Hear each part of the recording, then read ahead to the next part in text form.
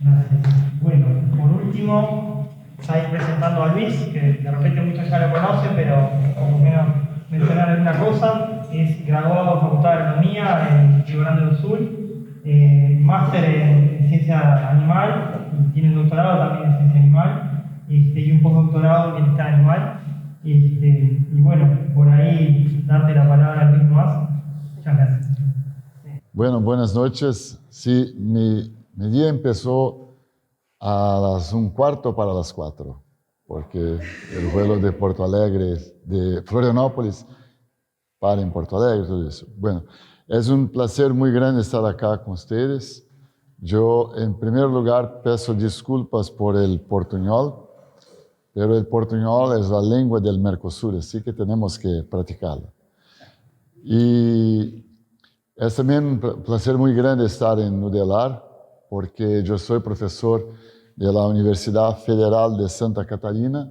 Tenemos una cooperación de mucho tiempo con UDELAR, nuestra universidad. Yo he estado acá en UDELAR ya algunas veces. Bueno, yo voy a hablar hoy de los principios, de los fundamentos del manejo agroecológico de pasturas. Es claro, hablar también un poco de PRV. Tem microfonía. Bueno, entonces vamos a hablar del manejo agroecológico de pasturas, algunos conceptos, y con base en estos conceptos, bueno, vamos empezando a hablar de manera muy general, claro, ¿no?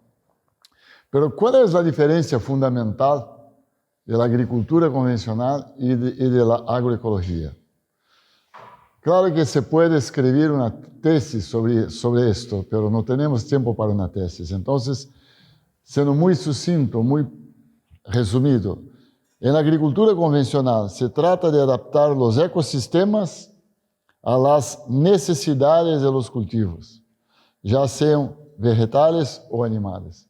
Quiere decir, se cambia totalmente el ambiente donde se va a hacer la producción para atender las necesidades del material genético que fue mejorado en condiciones ideales, ¿no? sin desafíos, vamos decir, de la naturaleza. En agroecología se trata de adaptar las culturas a los ecosistemas que hacemos agrícolas. Entonces, es el camino inverso. Uno cambia todo para poner ahí un monocultivo. El otro procura adaptar el cultivo a un ecosistema sin destruirlo. Entonces, ese es un principio básico. En el primer caso, necesitamos conocer y cuidar la ecología de la cultura, del cultivo, que sea una cultura vegetal o animal, sea bovinocultura, sea soja o lo que sea. En el segundo caso, necesitamos conocer la cultura y el ecosistema. Aquí, por ejemplo, esto es una foto muy común en Brasil, ¿no? La gente destruye completamente la mata, lo saca todo y después se pone mucho abono, agroquímicos y se tiene un monocultivo. Entonces, esto es la agricultura convencional. Acá tiene solamente una especie vegetal y nada más. Ahí no hay diversidad, ¿no? Y aquí tenemos una otra situación completamente distinta de un pastoreo racional voisin, donde hay una pastura con más o menos 80 diferentes especies vegetales en la pastura, desde plantas forrajeras hasta plantas que no son forrajeras, pero espontáneas que están ahí, donde hay el ganado, donde hay árboles, donde hay la vida original todavía está ahí, ¿no? Entonces hay una diferencia fundamental en abordar la agricultura.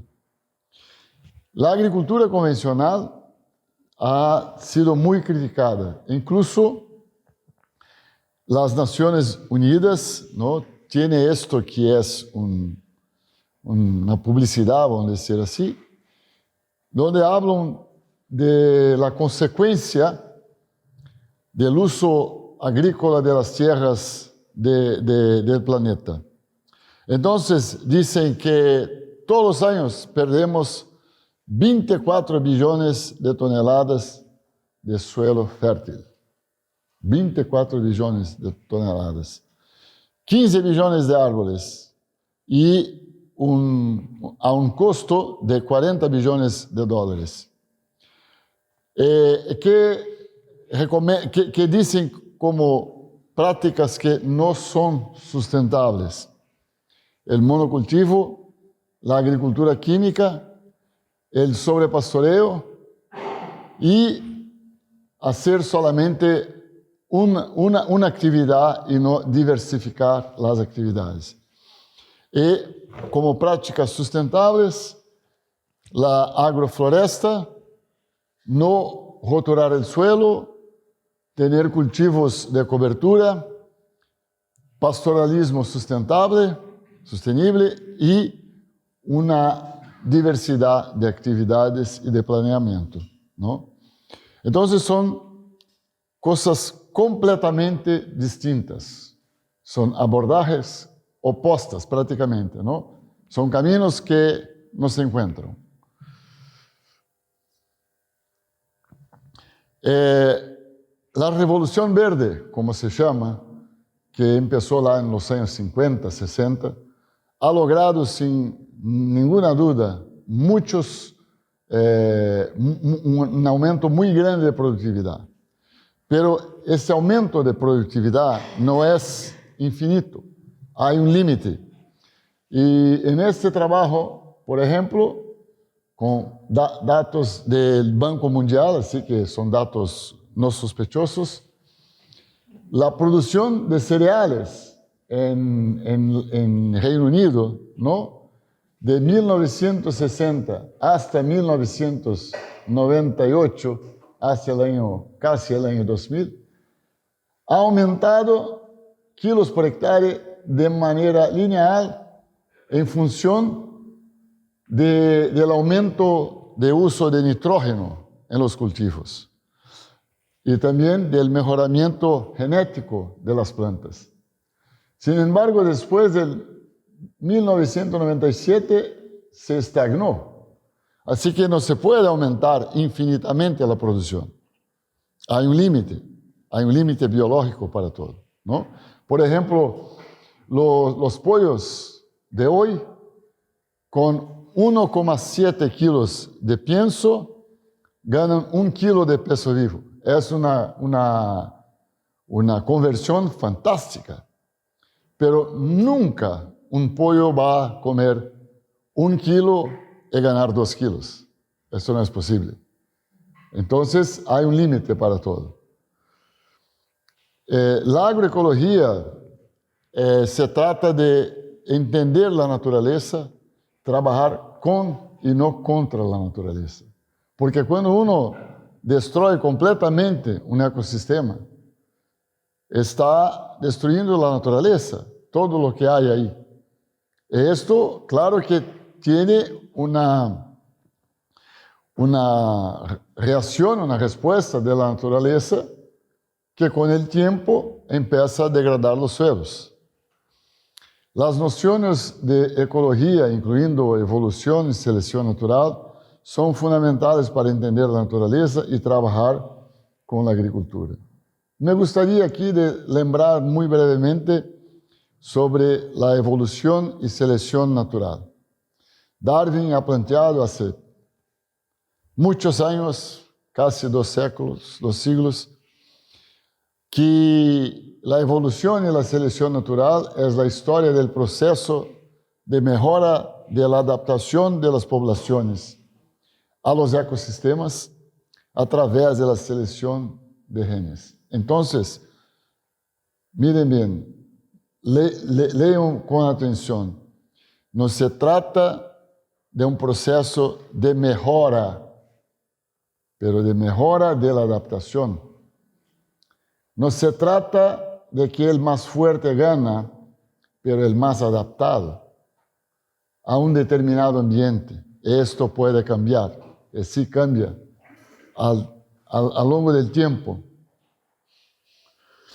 La selección natural va a requerir 3 presupuestos. No presupuestos, esto en español es otra cosa. 3 condiciones. Primero, requiere diversidad. Segundo, que gran parte de esta diversidad tiene que ser de origen genética. Y tercero, que el número de individuos que nacen es muy superior al de los que llegan a la edad adulta. Dependiendo de la especie, por ejemplo, nosotros estamos acostumbrados que si tenemos 100 nacimientos de terneros, va a morir 2, 3, 4, pero se mueren 20, no puede. Bueno, pero en la naturaleza no es así.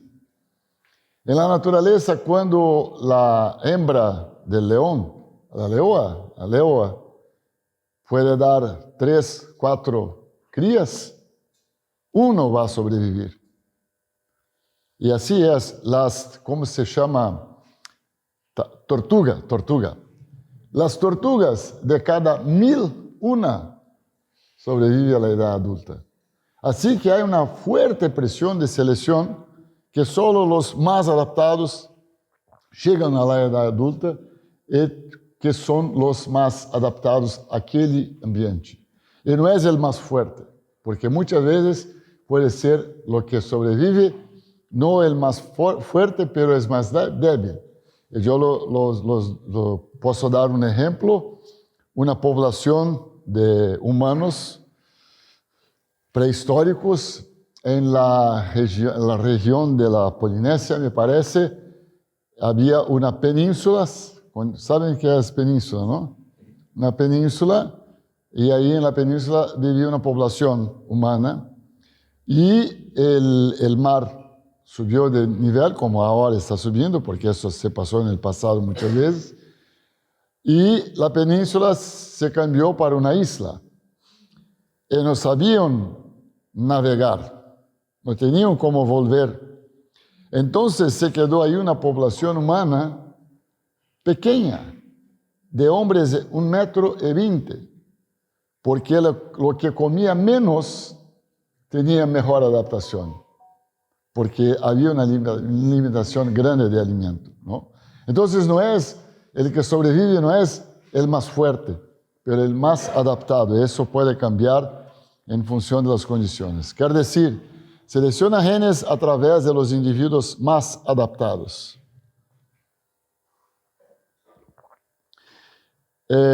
Las intervenciones en los ecosistemas también promueven adaptaciones. Cuando nosotros manejamos un ecosistema, estamos promoviendo cambios, intervenciones que no ocurren todos los días en la naturaleza. Entonces, estamos promoviendo cambios ahí. El tipo de intervención provoca diferentes respuestas en los ecosistemas. Por ejemplo, el uso de veneno. Un acaricida, un insecticida, un herbicida, ¿no? El número de individuos que nacen es muy superior al de los que llegan a la edad adulta. Entonces, ¿qué estamos haciendo?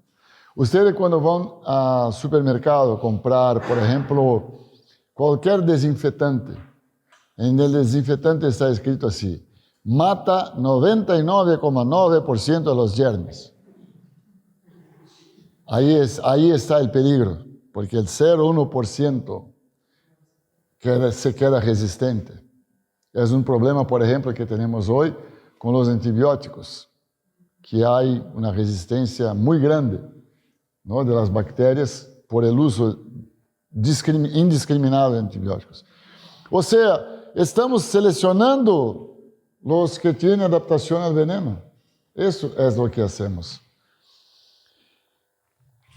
Pero en los sistemas pastoriles, ¿no? Un otro ejemplo, sucesivos cortes de pastos. ¿Qué estamos seleccionando aquí con sucesivos cortes de pasto? Selecciona plantas adaptadas al pastoreo. Esto, ¿no?, es uno de las bases del PRV. Usted hace cortes frecuentes de la pastura con el tiempo de reposo y así se selecciona las plantas que se adaptan a este manejo. Las que no se adaptan a este manejo, que no se adaptan al pastoreo, no consiguen competir. Miren, cuando esto es el ancestral del vacuno, el auroch, Bos primigenius. Entonces, ellos tienen 2 millones de años de selección natural.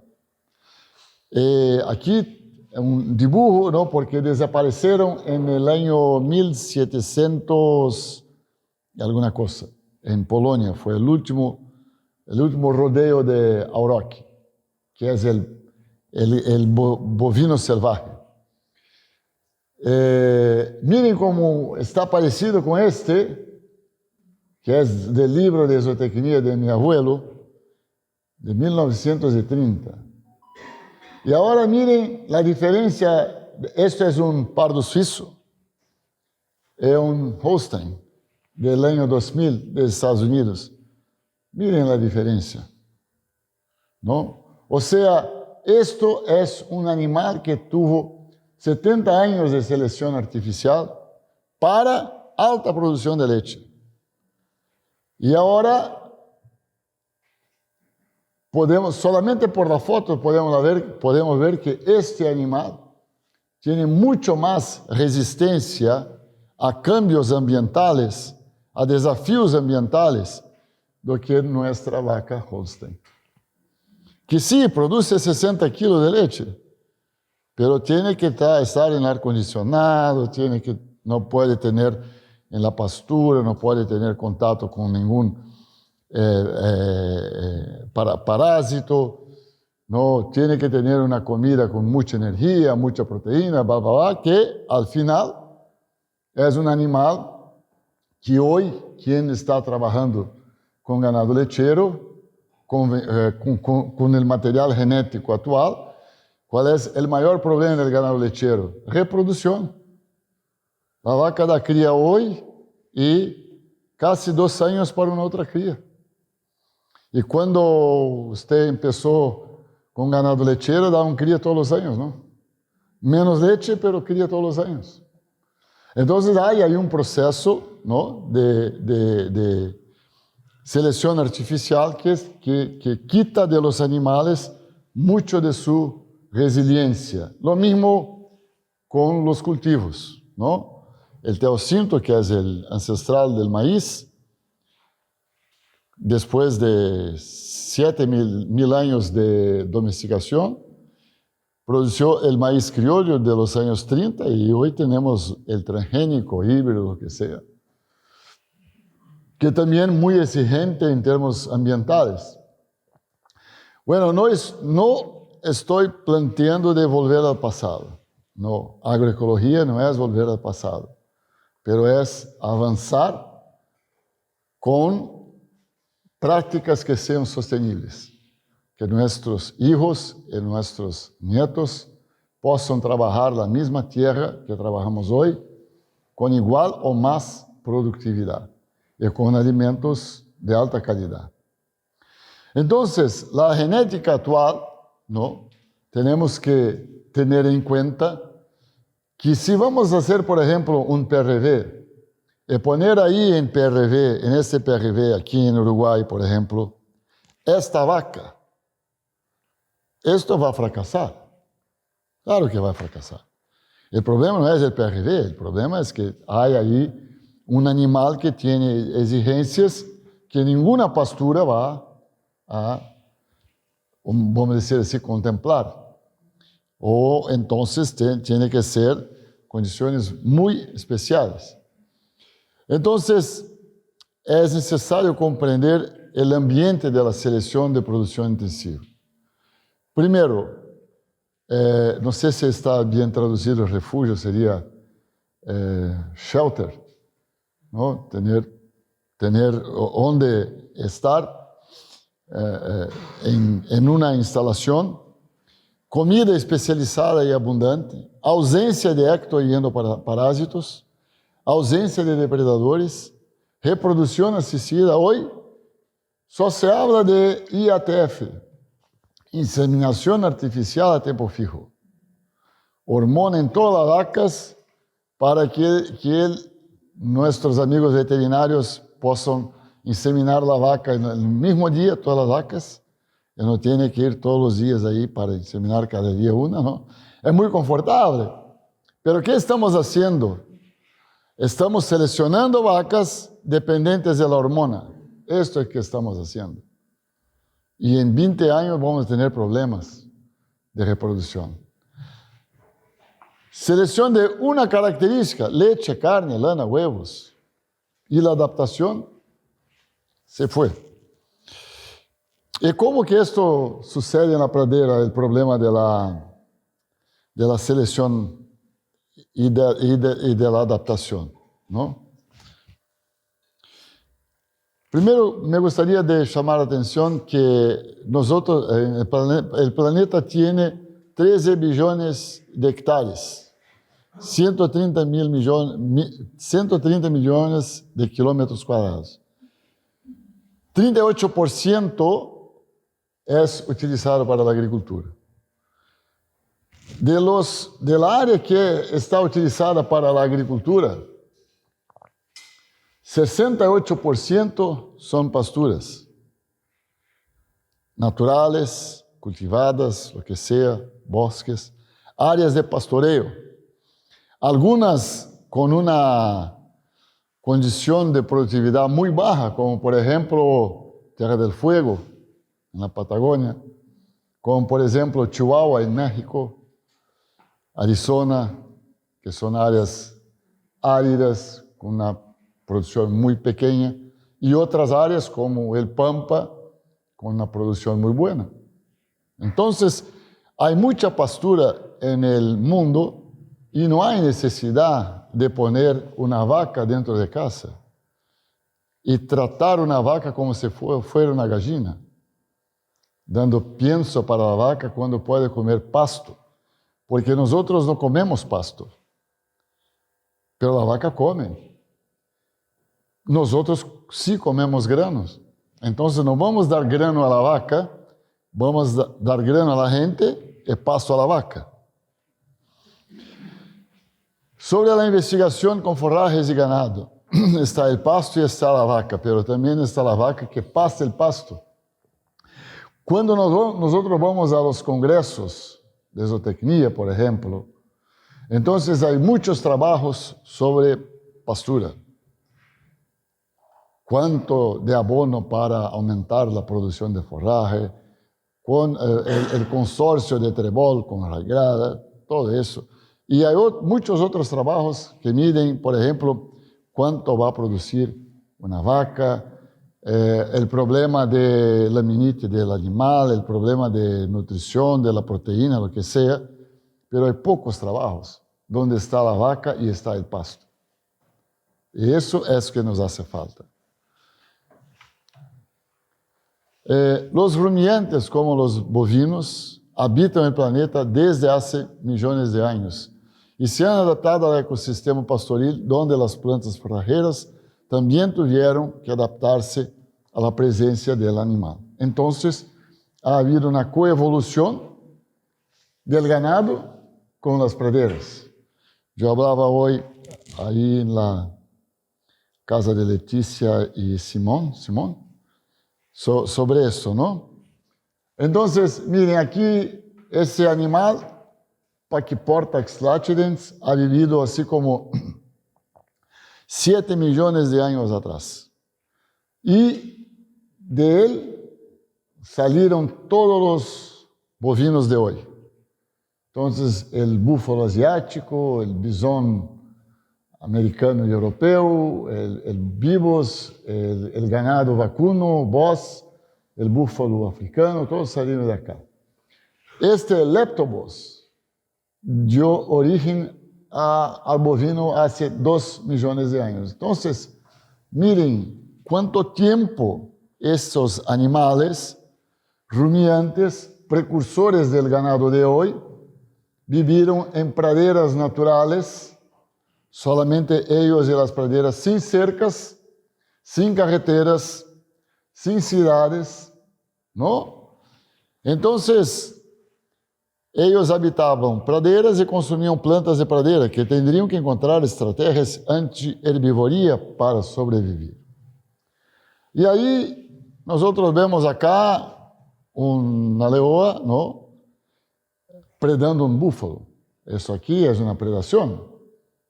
Y así como los leones establecen estrategias de caza para poder comer su presa y se alimentar y sobrevivir, la caza también tiene que desarrollar estrategias para huir del león y sobrevivir, ¿no? Si no, los leones comerían todos los otros animales y se acabó. Y eso nunca pasa. De la misma forma, las plantas son comidas por animales, los herbívoros.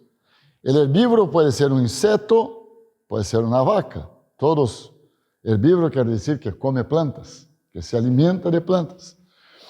Entonces, la herbivoría es el consumo de plantas y partes de plantas por parte de animales adaptados para comer plantas. Al igual que en la interacción depredador-presa, esta relación impulsa adaptaciones tanto en el herbívoro como en la planta que consume. Distintas especies de plantas desarrollaron distintas estrategias. Algunas tienen espinos, otras tienen un gusto muy amargo, muy malo, otras son muy fibrosas, otras son tóxicas, pero ¿y el raigrás? ¿Y el trebol? ¿Y la avena? ¿Y cómo se llama? El sinodon? Y todas las plantas forrajeras que son tiernas, que son verdes, que no tienen espinos, que tienen un gusto bueno. ¿Cuál fue la estrategia para sobrevivir a la herbivoría? Exactamente, la estrategia fue rebrotar y acumular reservas en sus raíces para un nuevo rebrote. Quer decir, son plantas adaptadas al pastoreo. A planta pratense quer decir, planta pratense quer decir la planta del prado. Es la planta capaz de diversas veces durante un año acumular en sus raíces, en las bases de sus tallos, reservas suficientes que le permitan un nuevo rebrote después de cada corte y que resiste al pisoteo. Entonces, la estrategia anti-herbivoría fue exactamente la capacidad desarrollada de acumular reservas para un rebrote vigoroso após el corte.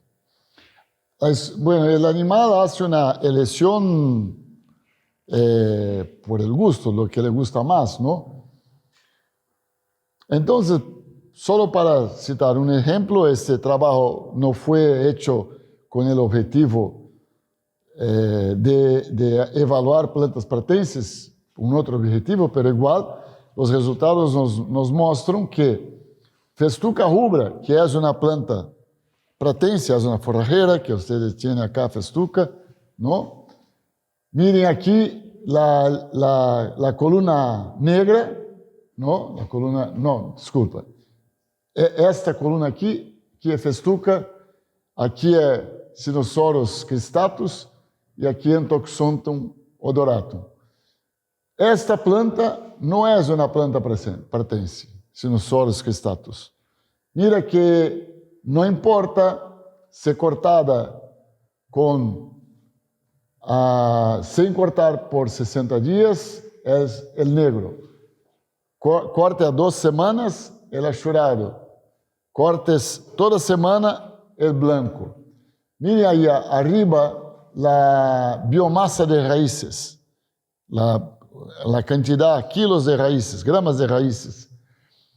Cuando la festuca está cortada por 60 días, tiene un acúmulo de raíces mucho mayor do que cuando es cortada cada 2 semanas.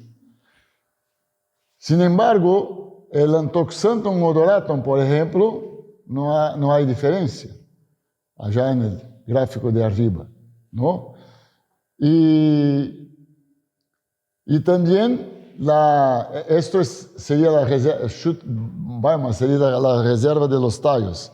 También hay una diferencia entre la festuca y las otras. Así que esto es el proceso que ocurre entre un corte y otro, que plantas que son forrajeras tienen la capacidad de, al rebrotar, acumular reservas en las raíces para un nuevo rebrote.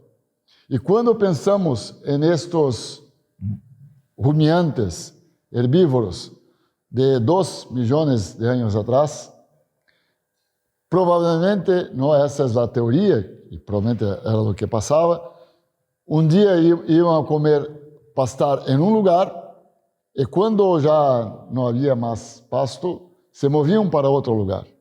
Y así iban haciendo una rotación, porque no había cerca. Los bovinos de hoy en el sistema extensivo no lo hacen esto porque tienen la cerca. Porque si nosotros quitamos la cerca, van a andar por todo el Uruguay pastando. Y quizá entrar ahí en Brasil, Rio Grande do Sul, Argentina, todo esto.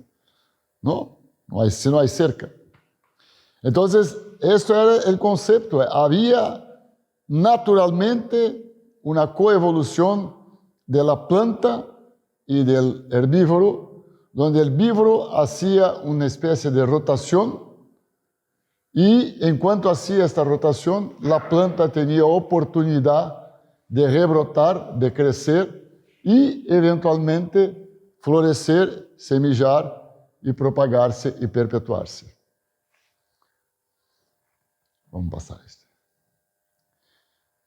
Esse aqui está em português. Bueno, yo voy a intentar leer en portuñol. La presencia de los herbívoros y otras perturbaciones como fuego, heladas, secas, moldaron la vegetación campestre, las praderías, en un proceso coevolutivo. Esta vegetación es dependiente en cantidad y calidad de estas ocurrencias, y el nivel de perturbación va a llevar a una mayor o menor diversidad. Análogamente, el manejo de la pastura resultará en mayor o menor diversidad y predominancia de especies forrajeras. El ecosistema pastoril también es habitado por otros organismos, pequeños mamíferos, insectos, árboles, lo que sea. Entonces, el grado de perturbación que hacemos en cualquier ecosistema va a determinar la diversidad de especies todas en este ecosistema. Yo voy a apurar esto porque es muy grande. Aquí tenemos en esta foto de 2014, enero de 2014. Yo empecé el PRD en mi finca en junio de 2013.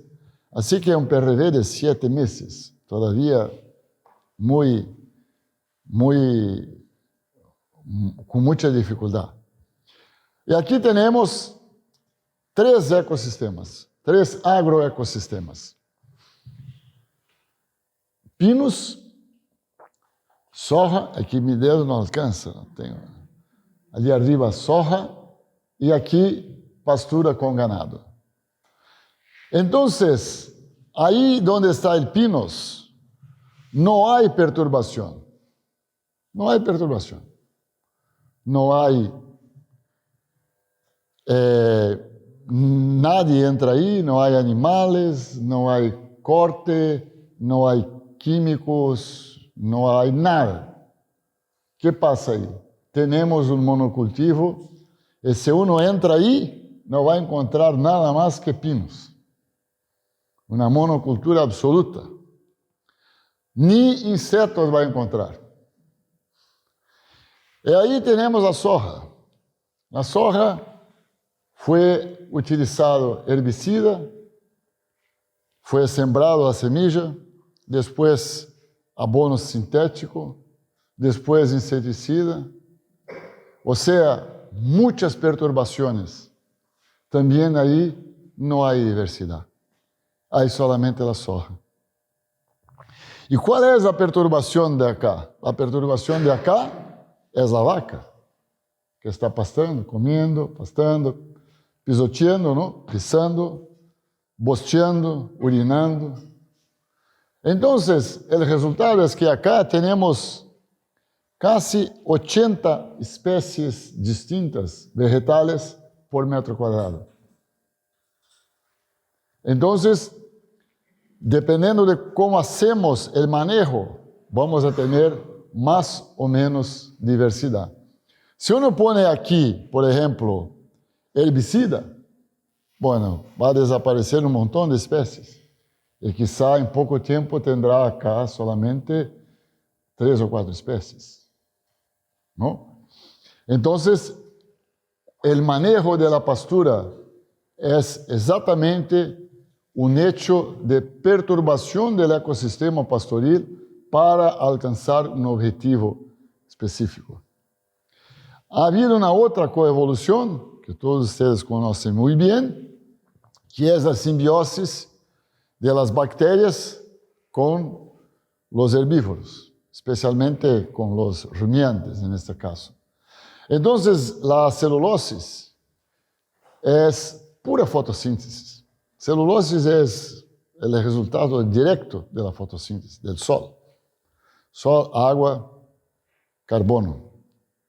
Esto es celulosis. Bueno, pero la celulosis no es digerida por ninguna enzima producida por ningún animal en el mundo. La vaca no digiere la celulosis, ni el caballo, ni el conejo, ni nosotros. Pero sí las bacterias que habitan el rumen de la vaca tienen la capacidad de romper la ligación glicosídica beta 1,4 de la molécula de celulosis y disponibilizar en el rumen ahora no más celulosis, pero exoses, que sí son utilizadas por las bacterias para hacer tejido bacteriano o para producir ácidos grasos volátiles que van a ser absorbidos por la pared ruminal y servir de la nutrición del animal. Entonces, la vaca es uno de los animales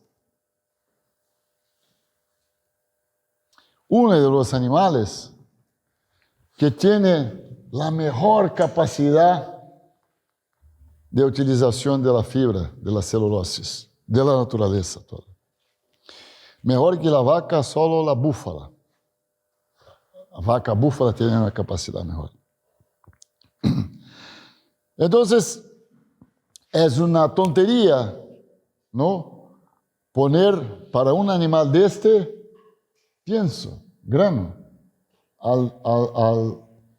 cuando se podría poner pasto. Claro que no se puede utilizar un poco de pienso para algunos animales, todo eso, no soy tan radical así, pero la base de la alimentación del ganado, del rumiante, tiene que ser la pastura, por todos los motivos. No hay ningún motivo que no tenga que ser la pastura.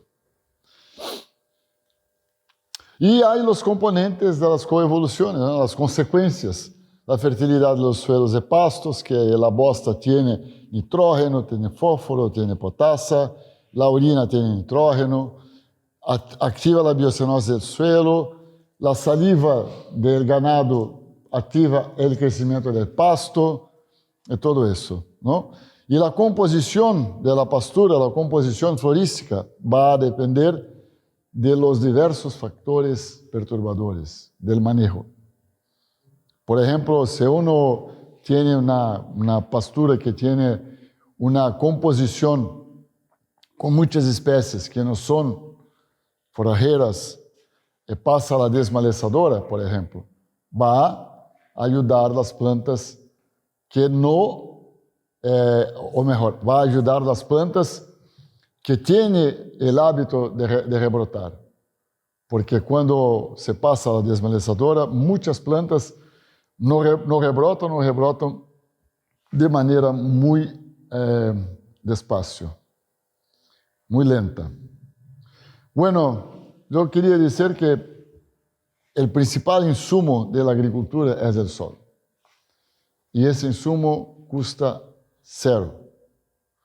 Yo estaba haciendo el impuesto, que ahora en Brasil el 31 de mayo tiene que presentar el impuesto del año, ¿no?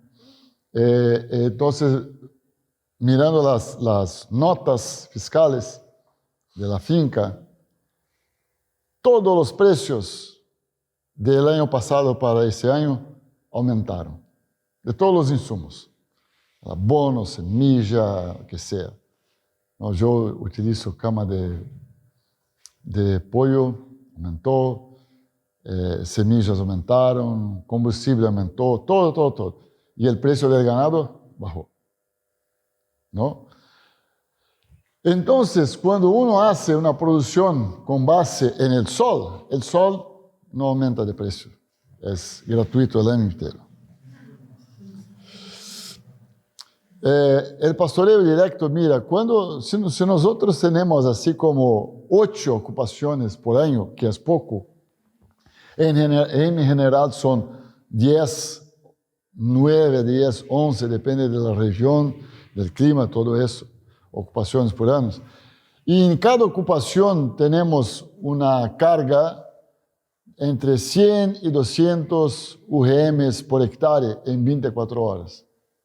Eso, si fuera 200 UGM por hectárea en 24 horas, 8 ocupaciones por año, sería 40 toneladas por hectárea año solamente de bosta de vaca y 24 toneladas de orina. Así que esto es uno de los aspectos del PRV, es que el aumento de la manutención de la fertilidad del suelo tiene que vir de acá, básicamente de acá. Sin embargo, se puede hacer otros inputs, vamos a decir, ¿no? Con otras fuentes de fertilidad, especialmente cuando se trabaja en un campo que está degradado. Ahora, la base de la fertilidad del suelo tiene que ser esto. Y ahí yo me gustaría demostrar para ustedes, bueno, solamente para ver un PRV que estaba empezando, fue primeros días, una región en noroeste de Paraná, en Brasil, suelo muy malo, un suelo arenoso, y miren cómo está muy bien bosteado el potrero después de salir del ganado, y el trabajo de lo escarabajo. Se puede ver esa cosita marrón, es suelo que escarabajo ha ponido. Bueno, la fotosíntesis, yo ya hablé de la fotosíntesis un poco, solamente quería decir más una cosa. Es que cuando la vaca come pasto, no solamente no está compitiendo con nosotros, está nos dando la oportunidad de andarmos de auto, de quemar combustible fósil. ¿Saben por qué? Porque el pasto es hecho de carbono y agua y sol. Y almacena carbono en las raíces de las plantas y en la pastura, secuestrando carbono. Y cuando nosotros andamos de auto, quemamos combustible fósil y ponemos CO2 en la atmósfera. Entonces hay ese otro hecho que se olvida, que se habla mucho, que la producción animal hace emisiones, todo eso sí, es verdad. La vaca cuando fermenta el pasto en el rumen hace muchas emisiones de metano, Pero todos los trabajos que conozco, incluso los que nosotros hicimos, que comparan la emisión con el secuestro de carbono es mucho mayor con vacas en pastoreo racional do que la emisión de la vaca. Entonces eso también tiene que ser llevado en cuenta. Bueno, miren lo que se gasta de energía fósil para producir 1 caloría en el grano. 5 calorías de energía fósil para producir 1 caloría en el grano, en el sistema convencional. Y en el pasto, 1 caloría de energía fósil produce 40 calorías en el pasto. Entonces es una diferencia de 200 veces más. Los feedlots, los confinamientos, ¿no?, intensivos, en las cuentas de los norteamericanos, la energía equivalente para producir 1 libra de carne es como 1 galón de gasolina. 3,8 litros de gasolina en energía fósil para producir 454 gramos de carne. Por esto que la carne allá es tan cara. Y acá no es tan cara porque producimos a pasto. Esto es un gráfico muy, muy importante. Aquí el trabajo de Tillman fue publicado en la revista Nature. Es un trabajo clásico del año 98, donde él hizo un estudio y llegó a esta representación gráfica del resultado de muchos estudios, ¿no? Cuando empezamos la agricultura convencional en un suelo virgen, ¿no?, todavía no ha sido utilizado para la agricultura, salimos de un nivel de 100%, que podemos decir es la fertilidad natural del suelo, de este suelo, 100%, ¿no? Entonces tiene nivel 100 de carbono, nivel 100 de nitrógeno, ¿no? Empezamos la agricultura convencional. ¿Qué es la agricultura convencional? Laboreo y adubación, abono químico, NPK, ¿no? Después de 50 años tenemos más o menos 50% de la fertilidad original del suelo. Y si seguimos con la agricultura convencional, no vamos a salir de ahí. Entonces, esta agricultura aquí se sostiene solamente por la adubación mineral. Si no ponen abono ahí, no produce nada, porque no tiene más fertilidad. Y para recuperar la fertilidad del suelo, si se hace, por ejemplo, la sucesión natural. ¿Qué es la sucesión natural? Es dejar la naturaleza hacer su trabajo. No deja ahí, no se mexe, no se hace nada. Después de 200 años después, vamos a tener la fertilidad natural. Ahora, si se hace la adición de bosta, la adición de esterquiol, ¿no?, manure addition, en 40 años tenemos la fertilidad original del suelo. Esto es lo que hace el PRV en los sucesivos deposiciones de bosta y orina. Ahora, si tenemos hablaba hoy en la finca de Leticia, si tenemos un suelo muy degradado y no queremos esperar 40 años, bueno, entonces sí podemos hacer intervenciones para acelerar el proceso, especialmente con otros abonos orgánicos o minerales no industrializados. ¿Por qué? No es porque sea pecado se dice? Sí. No es que sea pecado utilizar abono sintético industrializado, pero que sí estos abonos nos dan una falsa idea de productividad, una falsa idea de fertilidad. Es como, por ejemplo, el jugador de fútbol, que no está en preparación física adecuada y toma un doping para jugar fútbol. Parece que está volando, pero después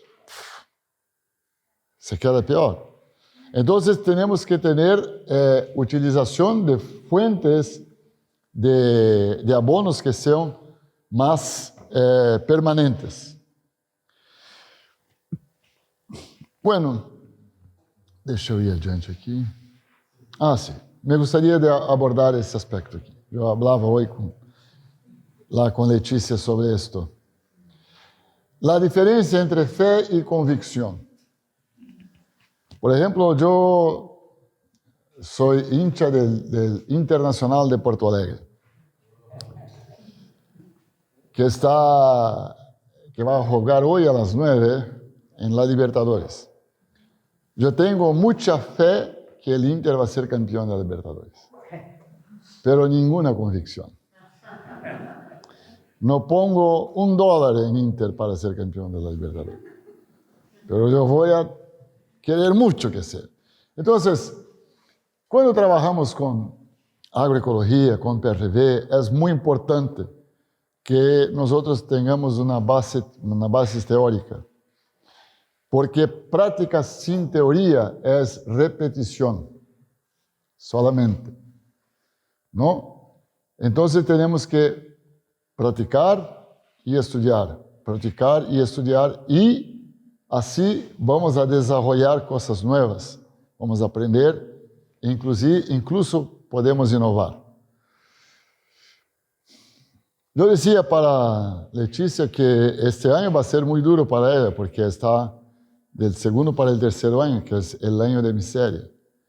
Mucha gente empieza un PRV, se entusiasma en el primer año, y en el segundo año se queda muy contento, en el tercer año abandona, porque vienen los años de miseria, especialmente si tiene un suelo degradado, ¿no? Pero yo tuve muchos problemas en mi propia finca en el tercer y cuarto año, por un suelo que fue por 20 años utilizado con agricultura convencional muy radical, con mucho químico, mucho herbicida, todo eso. Pero ahora yo estoy muy contento. Tengo 120 cabezas en 45 hectáreas, solamente a pasto. Y produjo silaje de maíz en el potrero, encima del pasto, sin roturar, sin herbicida, y con esta silaje de maíz para los meses de junio, julio, ya empecé, mitad de mayo, junio, julio y mitad de agosto, así 100 días más o menos, ¿no? Todo el aporte de alimento viene de la finca. Ahora, no fue siempre así, no, pasamos mucho trabajo y eso es así. Cuando hacemos una transición para una agropecuaria ecológica, tenemos que tener en cuenta algunos conceptos básicos. Los tiempos de la naturaleza. Cuando una mujer se torna embarazada, muchas veces el padre se queda muy ansioso y quiere el bebé, y cómo va a ser el nombre del bebé, va a ser un niño, una niña, todo eso, y quiere comprar cosas, ¿verdad? Pero no importa la ansiedad del padre, la gestación va a ser 9 meses. No va a ser 4, no va a ser 3, porque es el tiempo de la naturaleza. Ese ejemplo para nosotros es muy fácil comprender este ejemplo. La misma cosa pasa con las pasturas, con los ecosistemas. No se cambia un ecosistema de un día para otro. Es un proceso que tiene sus tiempos. Y no es un proceso que es lento y gradual. No, es un proceso que hay una acumulación, y cuando en algún momento esta acumulación se torna suficiente, hay una explosión que nosotros mismos nos sorprendemos. Eso se pasó en mi campo. Salimos de una situación de ter una gran dificultad de pasto para un año donde había mucho pasto de mucha calidad sobrando, y yo compré más 15 bueyes, y los vendí 5 meses después y tuve una ganancia de 25% en 5 meses. Entonces, hay que esperar los tiempos de la naturaleza, dialogar con la naturaleza, tener un abordaje, ¿cómo se dice? Approach, ¿puede ser abordaje? ¿Puede ser la misma palabra? Un abordaje de buscar y corregir las causas y no un abordaje de solución de problema. Abordaje de solución de problema es así. Yo tengo una hija y la hija de vez en cuando se queda enferma. Yo voy al médico, dale un antibiótico. Sí, dale un antibiótico. En otro mes se queda enferma de nuevo. Un antibiótico. Y así va. Y nunca vamos a ver por qué.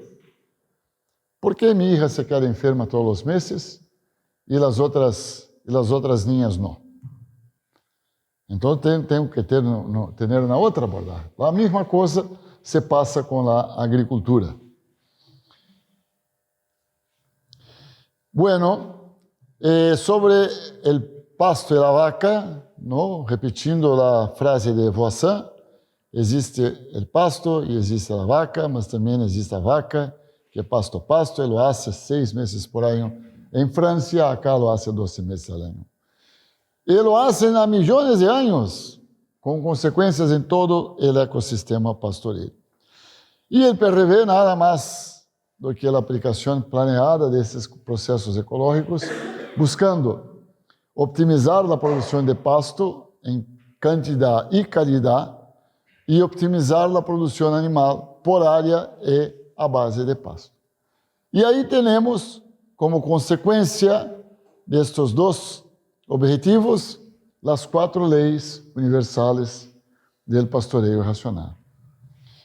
¿Por qué pastoreo racional, Voisin? Este término fue dado por mi padre en los años 70, cuando crió el Instituto André Voisin en Porto Alegre. Y porque el PRV es un método racional de manejo del complejo solo planta-animal, propuesto por el cientista francés André Voisin, y que consiste en el pastoreo directo y en rotación de las pasturas. Entonces, pastoreo racional, Voisin. Es una síntesis de lo que es el proceso. Opa, no, está aquí.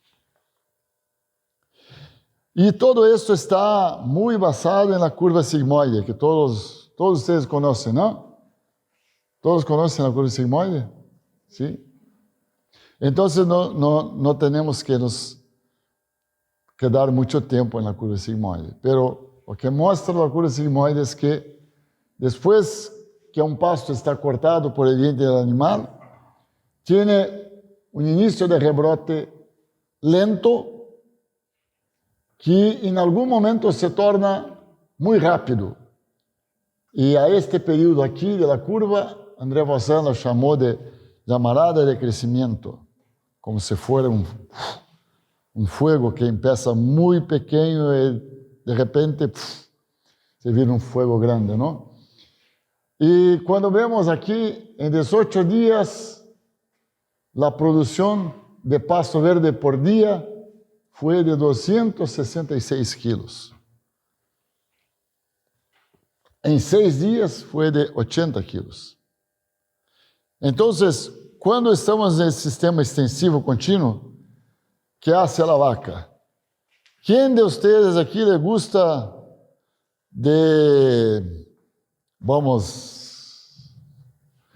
déjame ver un ejemplo. Sí, una comida, ¿sabe qué es? Requentada. Calentada, una comida de ayer que estaba en la heladera, que llega en casa y ¿qué tiene para comer? Tiene una cosa ahí pega, pone en el microondas ahí. ¿Qué prefiere usted? ¿Esto o una asada que está saliendo de la brasa ahora? Sí, con el cheiro todo. ¿No? Entonces, para la vaca, esta planta, neste ponto, está muito tierna, com muita proteína, com uma altíssima digestibilidade. A vaca sempre vai preferir comer a planta acá. Então, en el sistema extensivo, porque tiene cercas y la vaca no puede migrar para otras pasturas, ela come aqui e hace 5, 6, 7, 8 días viene acá, come de nuevo, pasto así, ¿no? Y entonces la planta nuevamente empieza un rebrote y cada vez más débil el rebrote, porque las reservas no se acumularon. No se acumularon las reservas, ¿no? Entonces, esa es la idea de la primera ley, la ley del reposo. Hay que dar un tiempo para las pasturas suficiente para que, desde que fue cortado por el diente del animal, possa dar su máxima productividad.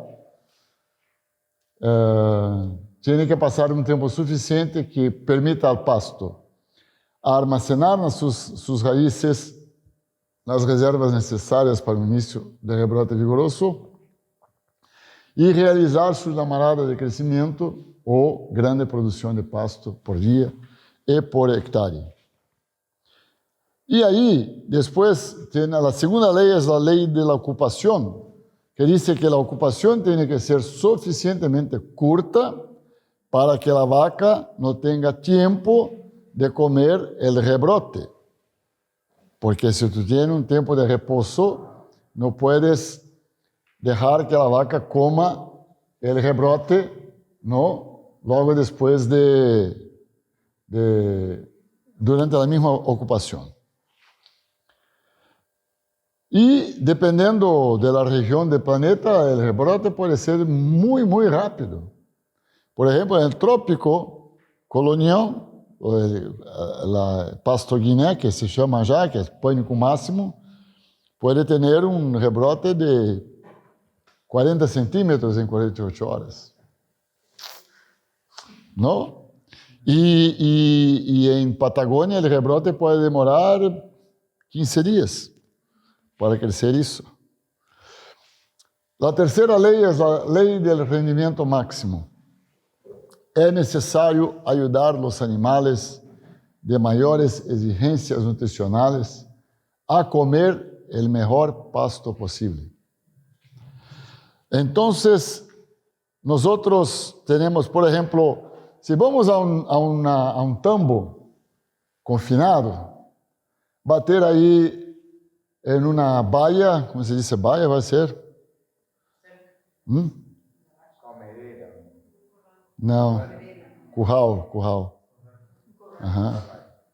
Un curral con, por ejemplo, 12 vacas, que son las vacas que están en la primer tercio de la lactancia. En otro curral, 12 vacas en el segundo tercio de la lactancia. Así, y tiene comidas distintas, ¿eh? Cada grupo tiene más proteína, más energía, menos eso, ¿eh? ¿No? Y nosotros ponemos la vaca que está en lactancia y la vaca que no está en lactancia y la ternera, todo junto en la pastura para el mismo pasto. No puede ser. Entonces, el animal que tiene más necesidades, la vaca que está en lactancia, el novillo que está en crecimiento, tiene que comer la mejor pastura. Y también la ley de los rendimientos, voy a caer aquí, regulares. Para que uma vaca possa dar rendimentos regulares, quer dizer, todos os dias ter uma produção constante e não assim, como se chama o efeito serrocho, sí. Para que não tenha o efeito serrocho, não. É necessário que não se quede muito tempo na pastura, na mesma parcela, porque o animal é seletivo. Nós vamos a ver acá. Ele vai comer primeiro la parte de arriba, lo mejor, y después el peor, que es la parte del tallo. Lo mismo nosotros. Si vamos a un lugar ahí, hay un buffet, ¿no? Vamos a comer primero lo mejor. Después, bueno, a medida que no tiene más lo que quiero, voy a ver lo que tiene. A vaca es lo mismo. Pero hay una pregunta que la gente que no está habituada con PRV siempre hace. ¿Cuál es el momento, el tiempo óptimo de reposo? ¿Cómo se puede ver esto? ¿Cómo se define esto? Y ahí, una vez más, tenemos que ir por la teoría, no por la práctica, por la teoría. Y en teoría, ¿qué es el tiempo óptimo de reposo?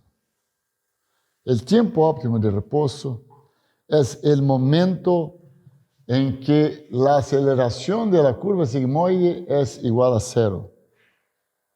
¿Qué quiere decir esto? Quiere decir que hay un momento en que el crecimiento de pasto hoy no es tan grande cuanto ayer.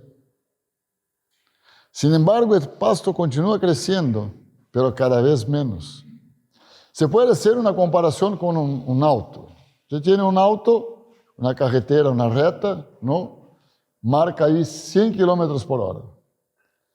Y liga el auto, pone ahí en el automático y el auto sale. Sale, empieza 10 kilómetros, 20, 30, 50, 60. ¿No? ¿Concordan conmigo que va aumentando la velocidad? Al aumentar la velocidad, es porque está aumentando la aceleración. La aceleración es positiva para aumentar la velocidad. Hasta que llega en 100 kilómetros por hora. Cuando llega en 100 kilómetros por hora, usted desliga en el automático. Entonces, el auto se queda sin aceleración más, pero continúa andando. 100, 95, 90, 80... 70, hasta que para. Entonces, exactamente este es el punto, este punto. El punto donde aquí el crecimiento es mayor aquí do que aquí. Hay una aceleración positiva. Después de acá, mira que la curva empieza a bajar. Entonces, el pasto continúa creciendo, sí, como el auto continúa andando, pero la aceleración está negativa. Y esto se puede probar en la curva mismo. Acá son 18 a 27 días, son 9 días. En 9 días, el crecimiento de la pastura fue prácticamente 1000 kilos. Entonces, 110 kilos al día. Pero en los 18 días anteriores fue 266 kilos al día. O sea, el punto de poner la pastura está aquí. Después de este punto empezamos a perder productividad. Por eso la importancia, uno de los motivos de la importancia de siempre utilizar la pastura en el punto óptimo de reposo. Pero no solo por esto. En este momento también tenemos la mayor acumulación de proteína, de energía y materia orgánica digestible por unidades de tiempo y por área.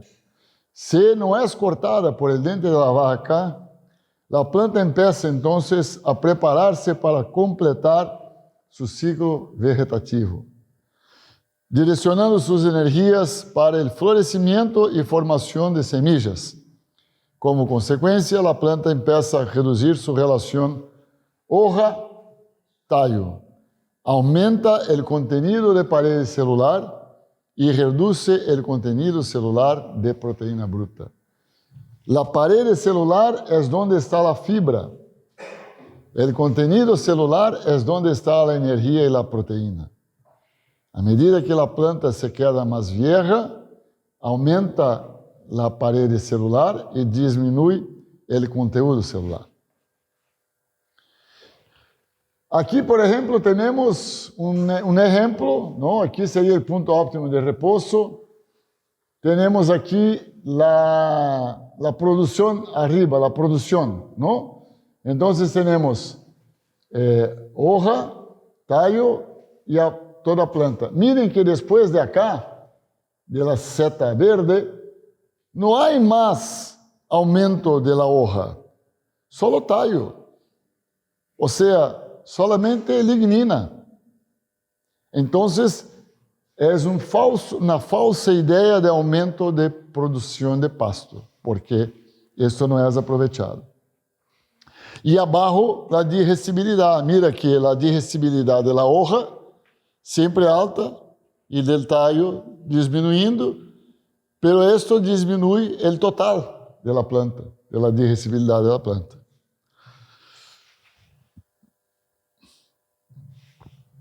Ahora miren esta foto, el punto óptimo de reposo en el otoño. Eso es en el sur de Brasil, ¿no? Miren que el pasto está quemado por la helada, está pasado, no está muy bueno, ¿no? Y ahí en el invierno ya empezó a quedarse un poco mejor, ya hay el trébol, raigrás, ¿no? Poco. O sea, no podemos fijarnos en una cosa práctica. Tenemos que comprender la idea teórica, porque hay una variación de estación para estación, de especie para especie, de finca para finca. Este aquí el invierno, ahí ya tenemos la pastura con raigrás y vica y trébol. Ese en la primavera, también el trébol, y aquí también en la primavera. Eso después de ¿cómo se dice? No sé la palabra en español, de apañar mucho. Después de sufrir mucho, hoy esta es la pastura que tengo yo. Esa también. Buenos, entonces,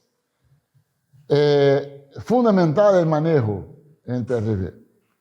El PRV no es hacer piquetes, no es hacer potreros. No adianta tener potreros si tú no lo sabes manejarlos. Entonces, eso es otro tema sobre la división de área, que es distinto de hacer potreros, donde tiene que pensar el formato, el diseño, el flujo de animales, la agua, la sombra, todo eso. Pero tenemos que tener un grupo de despunte y otro de repaso, puede ser, ¿sí? Porque el pastoreo es selectivo. Vamos a ver aquí una cosa. Aquí.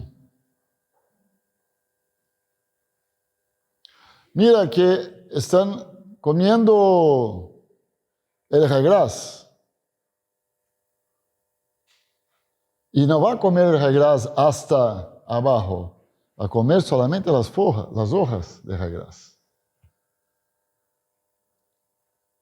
Mira que no come el trébol, solo el raigrás, porque prefieren.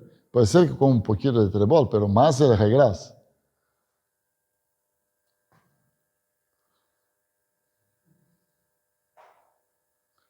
Miren aquí, ¿vieron? Ahí va. El raigrás comido, el trébol está acá, ¿no? Entonces son selectivos. Y comen primero la parte de arriba, después la de abajo. Entonces, esos son terneros que están ahí para tener ganancia. Tenían ganancia de 1 kilo al día aquí.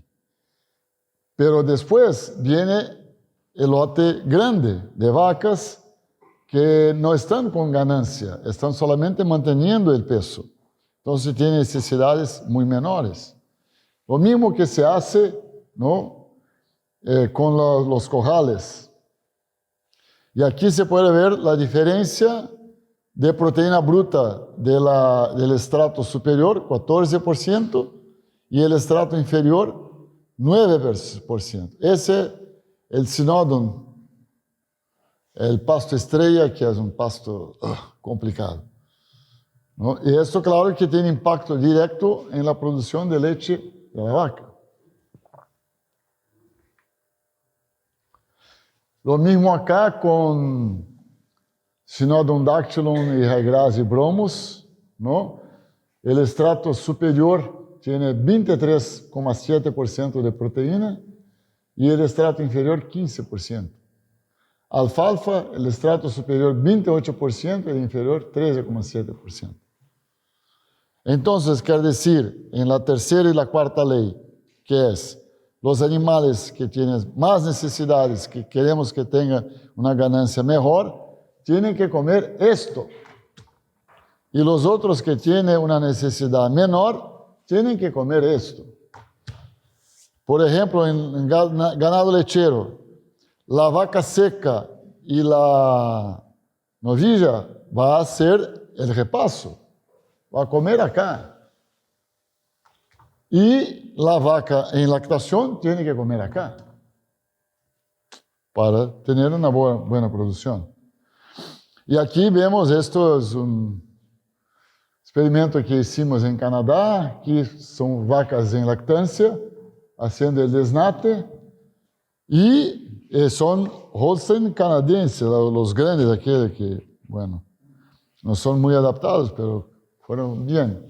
Y aquí las novillas y vacas secas están haciendo el repaso, pero ¿le parece que el ganado está mal? No, no está mal, porque la necesidad del ganado no es tan grande.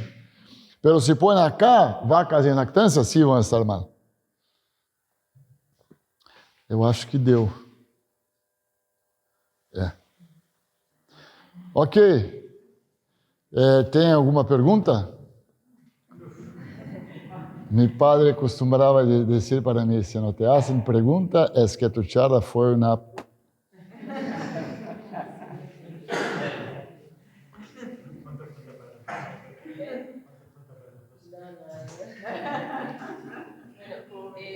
Muchas gracias y capaz que si hay preguntas.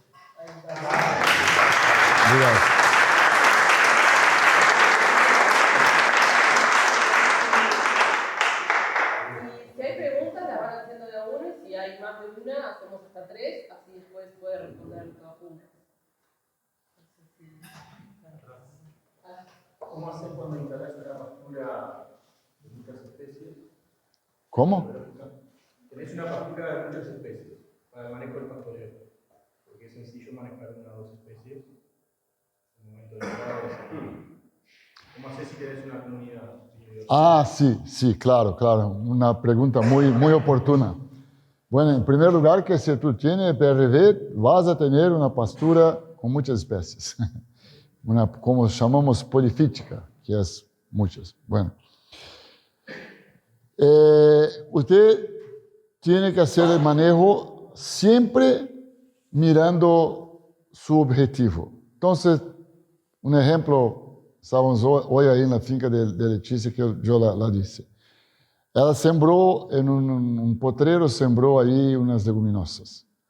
Y tiene mucha gana que la leguminosa sale. Y es muy bueno que sale. Entonces, ¿cuándo va a utilizar el potrero? En el punto óptimo de la leguminosa. Porque está queriendo establecer una especie, dando prioridad a una especie. Ahora, vamos a decir que tiene una pastura que ahí no hay una prioridad, está bien equilibrada, entonces usted puede ir por el promedio de la pastura. Si no hay un deseo de ayudar una especie u otra, entonces va por el promedio, que puede ser también. En general hay 1 o 2 especies dominantes, mismo que tenga 15, 20 especies, ahí habrá 1, 2, máximo 3 que son dominantes. Y también hay un otro criterio que puede pasar, ¿no? En los periodos de menor producción de pasto. Por ejemplo, en esta época del año, todavía no.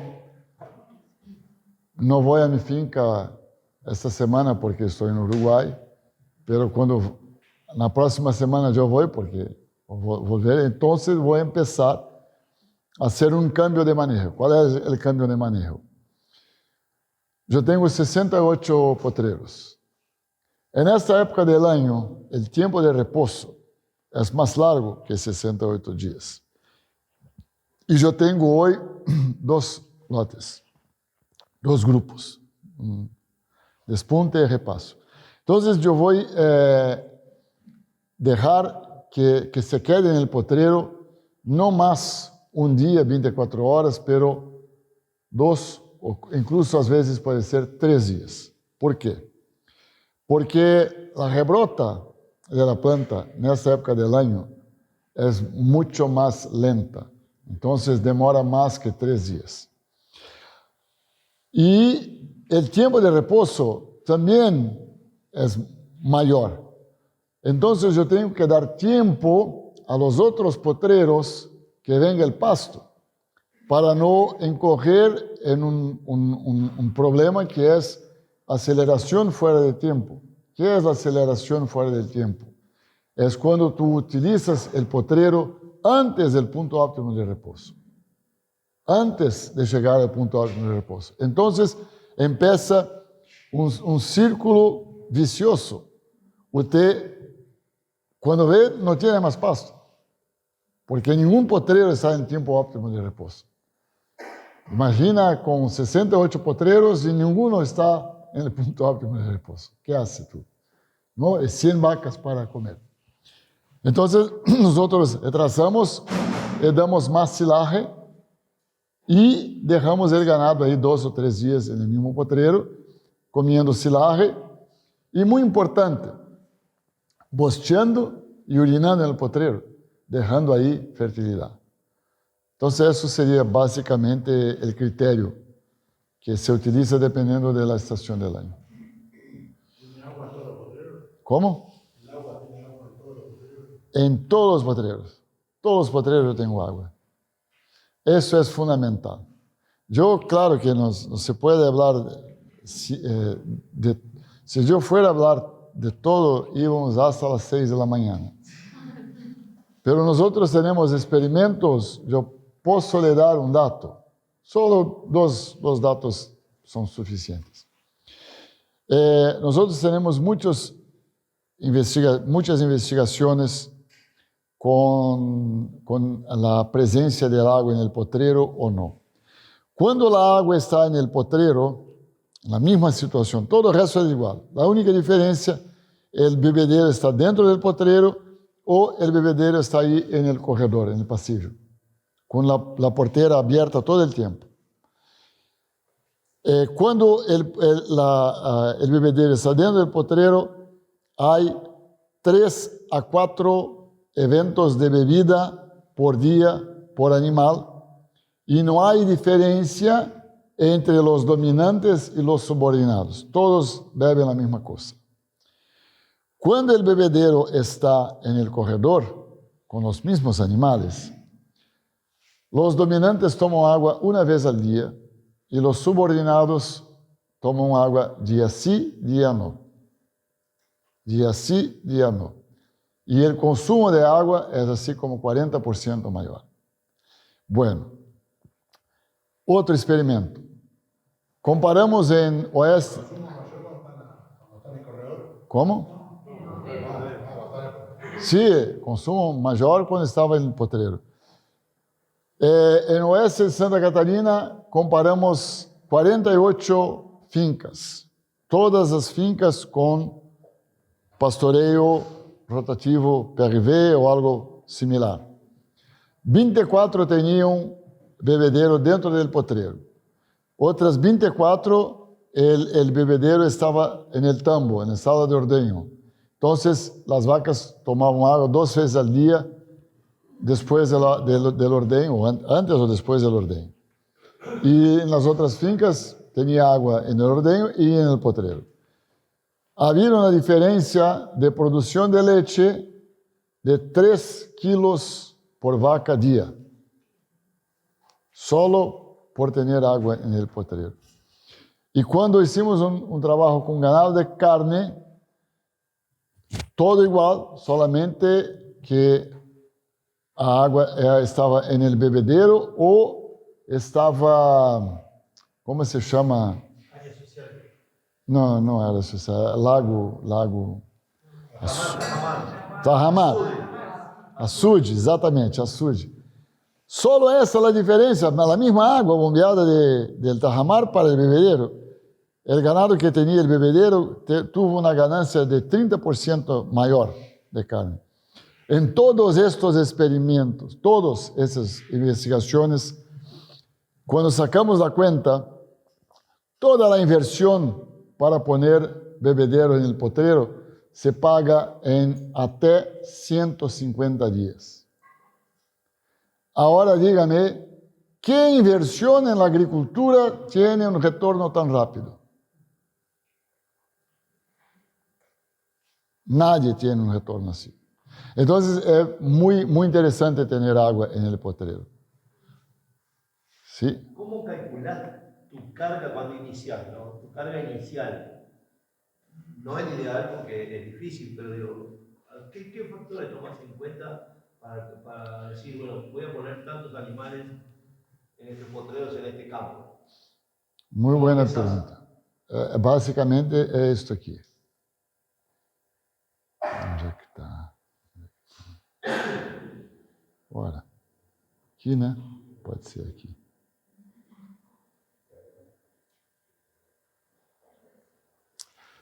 Olha só. Aqui é o que passa no extensivo. 80 quilos al dia. Aqui, com tempo de repouso, 266 quilos al dia.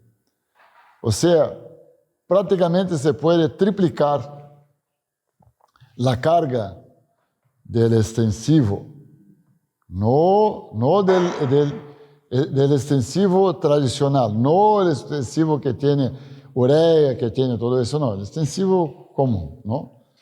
Se puede, yo lo empezaría un poco más, ¿cómo se dice? Prudente, cauteloso, con el doble de la carga. Pero muy pronto ya puede tener 3 veces la carga del extensivo de la región. Claro, porque en Uruguay se dice que promedialmente los campos del Uruguay soportan una unidad ganadera, que una vaca adulta por hectárea y por año. Eso históricamente. O sea que, según decís vos, habría que, con pastoreo racional, con 2 vacas, Sí. Esa carga. Sí, más o menos sí. Más o menos eso, sí. Yo ya vi un PRV. No me gusta contar este hecho porque ustedes van a decir que yo soy mentiroso. Yo vi un PRV en Paraná, ahí tiene un suelo muy bueno, ¿no? Que tenía una carga de 20 novillos, más o menos así como 15 vacas, por hectárea durante la estación de verano, primavera-verano, y la mitad en el invierno, con Penicetum purpurum, capim colonial de este tamaño. Yo conté para mis colegas de departamento en la facultad, se ponieron a rir de mí, es mentira. Entonces fue bueno, vamos a medir. Tenía ahí al lado un king grass, ¿sabes qué es king grass? Capim elefante, elephant grass. Sí, paso elefante. Tenía ahí un estudiante, siempre tiene un estudiante para hacer el servicio, ¿no? Que tiene que hacer... El profesor sostiene la idea. Y él va allí y cortó 1 metro cuadrado de capim elefante. Pesamos y sacamos la cuenta si podría ser que 1 hectárea alimentase 600 animales en 24 horas.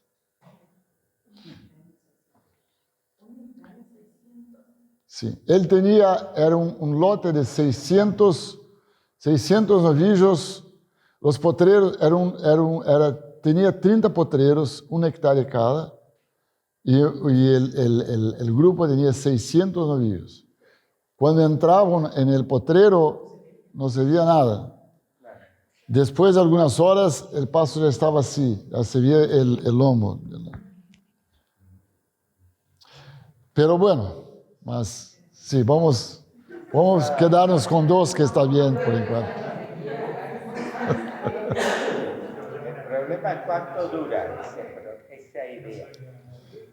No, dura mucho tiempo. Ese PRV tenía 30 años.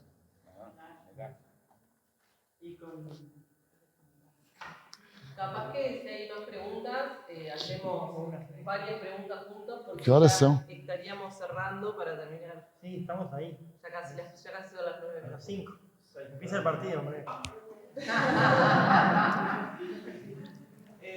¿Alguien más, además de Santiago, tiene preguntas? Sí, dale vos. No, ahí pensando en el tema del agua, y de que como que precisaría más agua, o sea, bien que el animal tenga toda el agua que necesita para maximizar la producción. Eso en el sistema hay un retorno, o sea, ¿realmente gastaría más agua el sistema o bueno, por medio del orín, por medio del orín volvería el agua? Es decir, que ahora No. puede estar enfrentado a problemas falta de agua, ¿no? Sí. Si no lo ve así, se va. Pero van a tomar más agua, voy a pensar, más agua si tengo donde sacar. Sí. Ahora comprendí su pregunta. Bueno, pero el ganado tiene que tomar agua.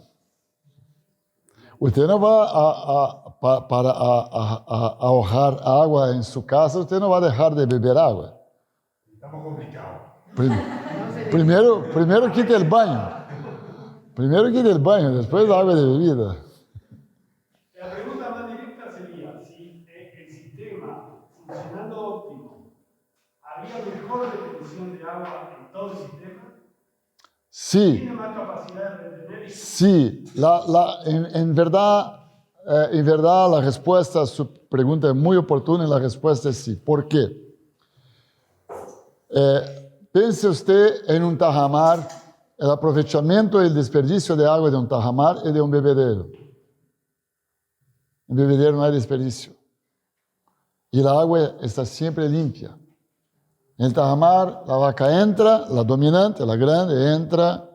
Si está caliente con agua hasta la barriga, la panza, después sale y camina y se queda el agua sucia.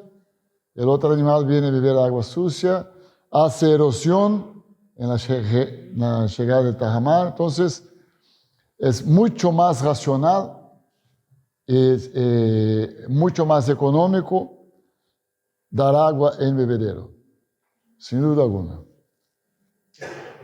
Los demás también tienen más retención de agua por tener más pastura, más raíces, más materia orgánica. Ah, sí, también.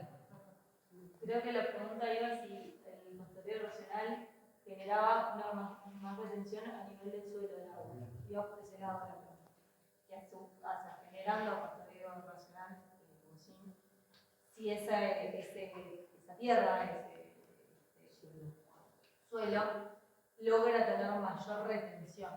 O sea, que haya menos erosión debido a grandes lluvias o Claro. frente a una sequía, que ese suelo obtenga una mayor retención.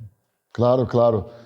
En verdad, con el tiempo de reposo, al mismo tiempo que la planta crece para arriba, crece para abajo. Entonces pone más raíces.